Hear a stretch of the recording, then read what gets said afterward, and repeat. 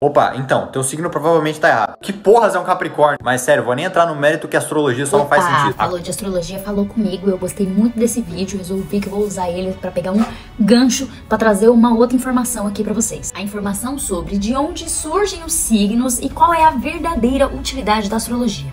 Sim, a gente sabe que os signos vêm daqueles símbolos das constelações, mas eles não são as constelações em si. Acontece justamente como ele diz no vídeo, que na época em que esse conhecimento foi compilado, né, na época do equinócio de primavera, o Sol se levantava exatamente na direção da constelação de Áries. Portanto, aquele símbolo do Áries ficou conhecido como o início da primavera, ou seja, ele traz em si a referência de tudo o que vem no início da primavera. Fertilidade, o florescimento da vida, sabe? O início, assim, o sol aparecendo mais, trazendo de volta aquela alegria, trazendo de volta o ânimo, o espírito de iniciativa. E é assim que o símbolo dos signos vão sendo formados, né? Cada um com uma referência de um período de uma estação. Então, Áries, Touro, Gêmeos vão ser os signos da primavera, Câncer, Leão e Virgem vão ser os signos do verão, ali pro final do verão, quando chega na época de Virgem, aquela época de categorizar os grãos, né? De ter a separação, a organização para se preparar para o outono e pro inverno. Depois disso vem Libra, Escorpião e Sagitário, que tem a ver com o outono. O mais emblemático para mim é Escorpião,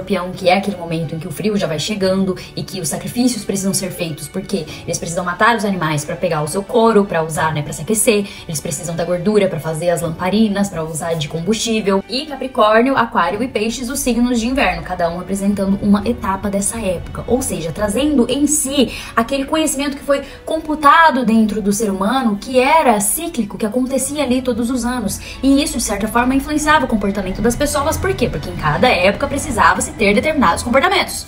O que nos leva à segunda questão. Como é que a gente sabe se, de fato, o movimento dos astros ou esse tipo de símbolo influencia na nossa vida cotidiana, nas coisas que acontecem ou na nossa personalidade?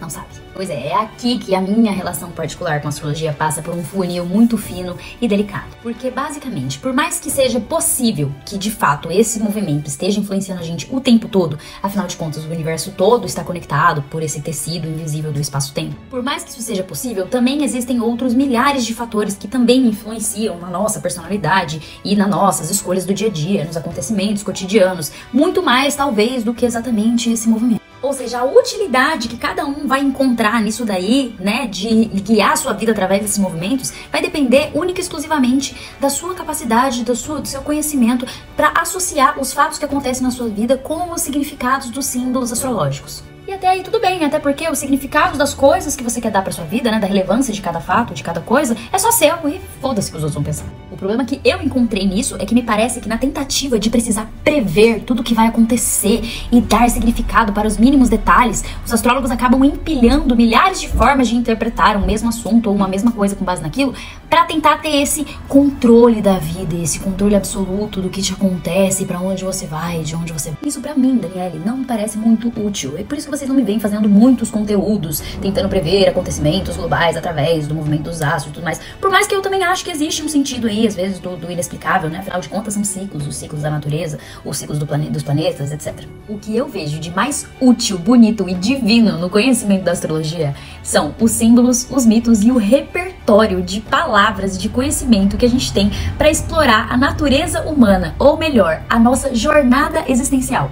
O autor favorito, Danny Rudhyar, ele tem um livro chamado A Planetarização da Consciência, que seria basicamente, né, trazer para o ser humano novos símbolos, novas imagens de ordem, que é uma coisa que o conhecimento da astrologia é capaz de fazer. Pensa comigo, se você parte do princípio de que o universo todo está dentro de uma ordem, ou seja, tudo que existe possui a sua ordem própria, ou seja, o nascimento de cada pessoa também está dentro de uma própria ordem, do seu processo cósmico eterno, como ele chama. Quando você passa a se enxergar dentro desse processo cósmico eterno, a sua relação com a própria vida muda. Por quê? Porque você passa a entender a sua existência dentro de algo maior, dentro de um propósito, dentro de algo que possui o seu significado. Porque isso entra na questão mais importante da existência, que é aquela lacuna que fica dentro da cabeça de todo mundo, que é: por que eu existo?